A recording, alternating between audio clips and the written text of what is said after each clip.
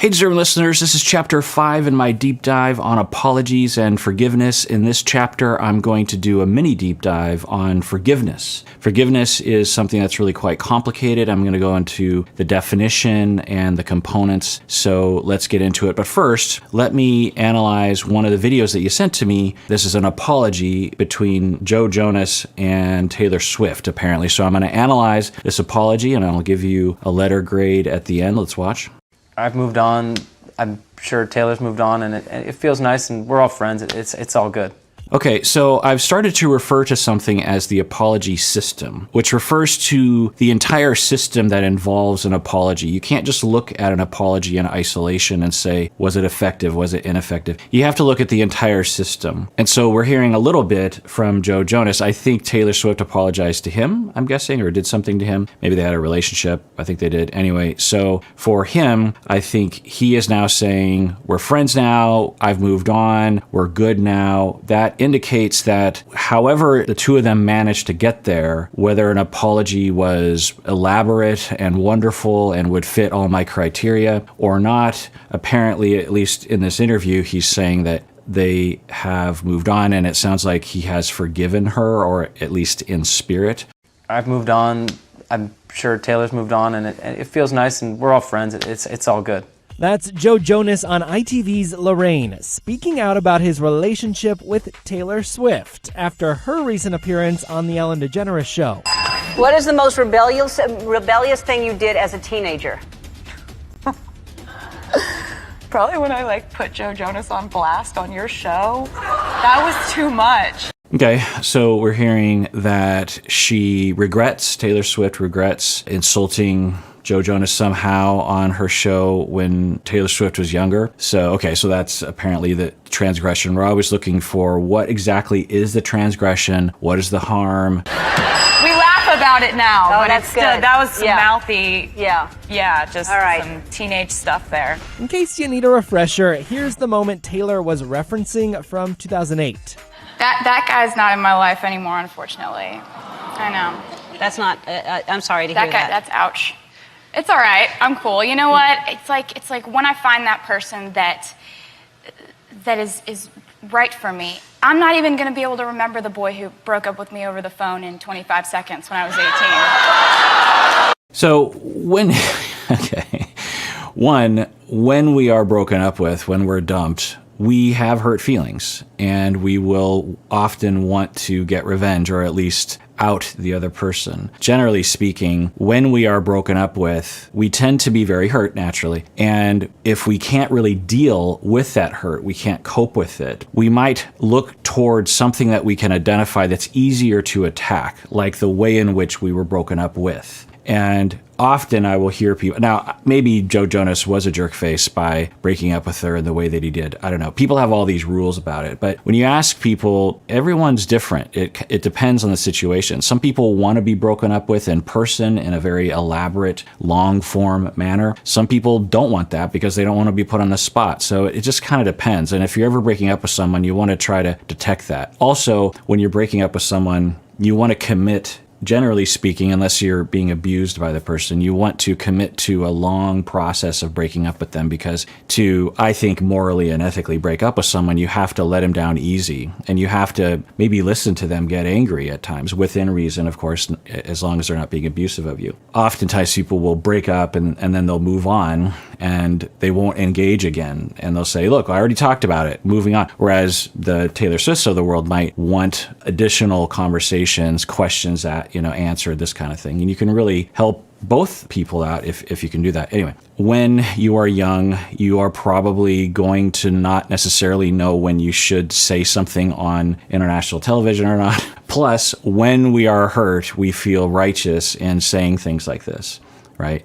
We will feel very in the right to out someone, and then later on, with some time, with some differentiation, we might look back and say, oof, I probably shouldn't have said that. That's not very cool. And looks like Taylor Swift is thinking about that. And I've been challenging everyone, and I've challenged myself, of course, over the years, to think about things like that, to think about things that you've done in your past, big or small, along those lines. Maybe there's an opportunity for an apology there to gain forgiveness, or at the very least communicate to the person you transgressed upon that you care and that you recognize that it wasn't great. Imagine getting some of those phone calls or communications from people in your past where 10 years later someone reaches out to you purely out of altruistic motivations, or just saying, look, this has been on my mind and I just have to tell you I'm sorry. We don't have to talk about it if you don't want to, but I think about that sometimes and I know that I treated you poorly. That's a big deal and it can really help people, and I think it's just the moral right thing to do. Anyway, so it sounds like she is now on the same television show recognizing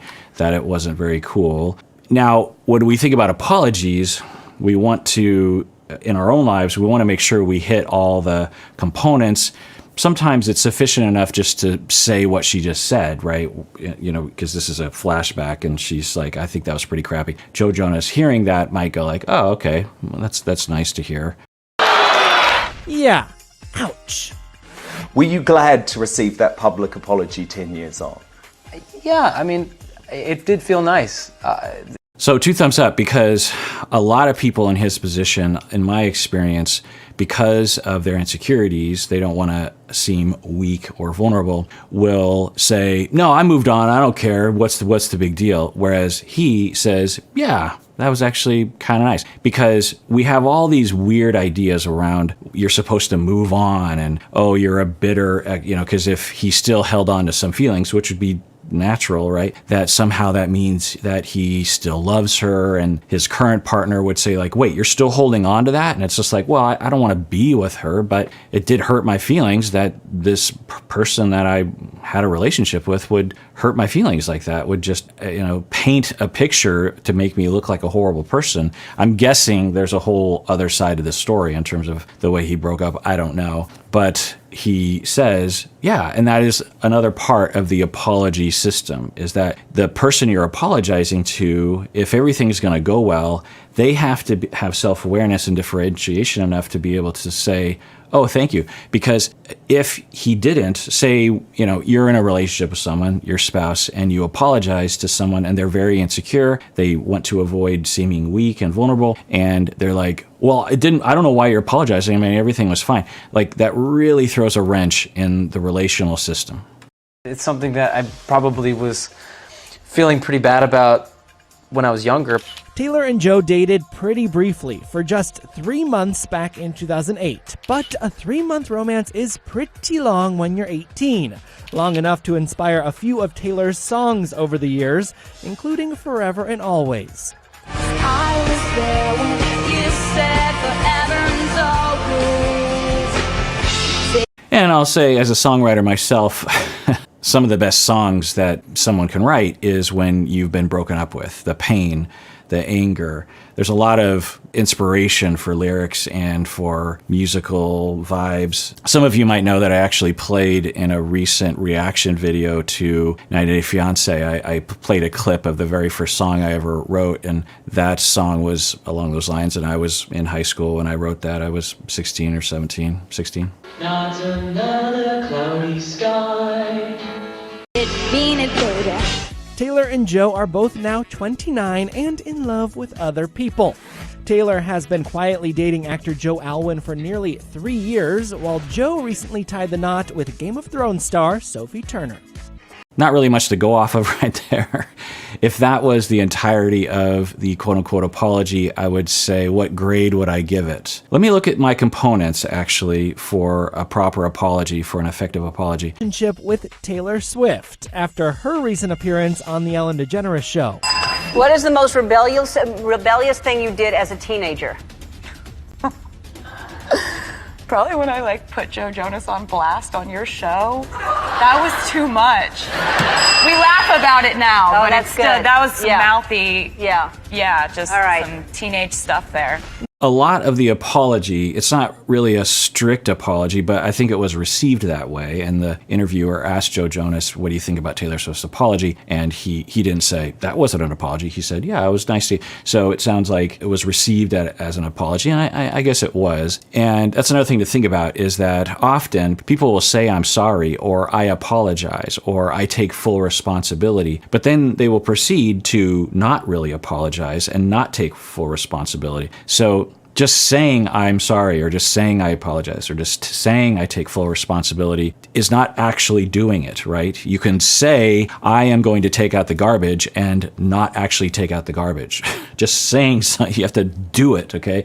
And so that's why in my definition and my components of apology, I do not include the phrases like I'm sorry, or I apologize, or I take full responsibility, because often when that is told to people, that's all they hear, and then they think that's what an apology is. And that is especially when you think about how we teach kids. And I know some of you actually teach a more advanced model to children around apology. It has to be age appropriate, but you can't just tell a kid to just say I'm sorry and that's it. Sometimes that's all you can really get out of them, but you want to try to help them to understand the full apology process, which is taking responsibility, actually feeling remorse on the inside, expressing that kind of thing. So a lot of Taylor Swift's apology was nonverbal. You could hear it in her voice, the facial expressions. She's like, oh, I was pretty mouthy there. And she gets this cringy face like that was some teenage stuff there. Meaning that she's looking back at it and thinking like, oof, like, yikes,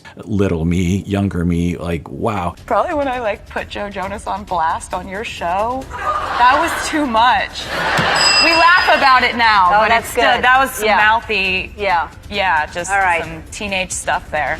And so if we look at the different components, number one, accurately and fully acknowledging the transgression.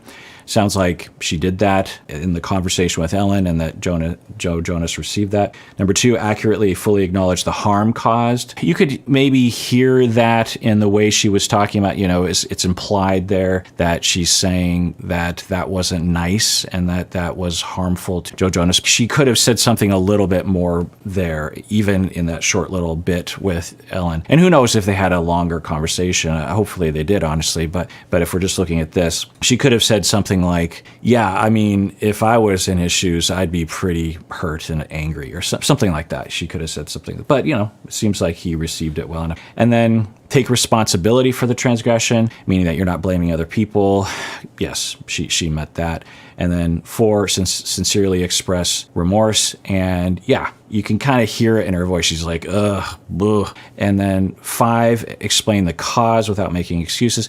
She kind of did. She says that she was a teenager, and you could probably figure that Joe Jonas would hear in her voice or in the brief things that she was saying that she was hurt at the time and was a teenager, and that kind of thing.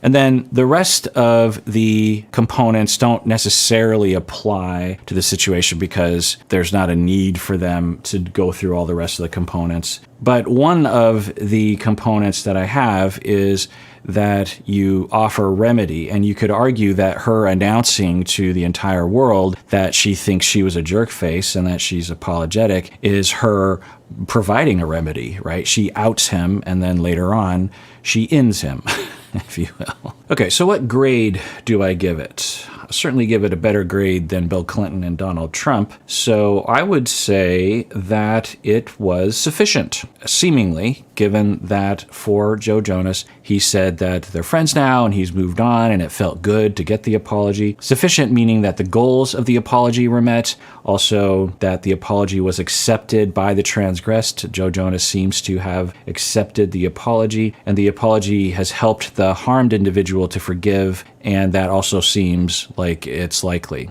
In all likelihood, the two of them had a lot of conversations, a lot of interactions, maybe even some public back then, and that was just one of the incidents. So it's not like Joe Jonas broke up with her, she went on Ellen, and then that was all that they ever talked about. It sounds like they're friends, and so it's probably just one incident among many. But sometimes we need to apologize for those. Okay, so I would give her a B. I'm not giving her an A because of the reasons I said. There could have been a little bit more, and maybe if I heard more of the interaction, I would bump it up to an A or maybe even an A+.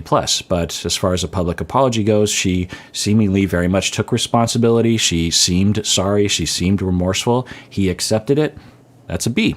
All right, so that does it for the intro to Chapter 5 of my Apology Deep Dive, in which I go into forgiveness. If you want to hear the full episode here, which I think is an hour or two of me talking about forgiveness in detail, you have to become a patron of the podcast by going to patreon.com. Do so now if you want to. If you don't, tune in next time when I analyze another apology. And everyone out there, please take care of yourself because you deserve it. You really, really do.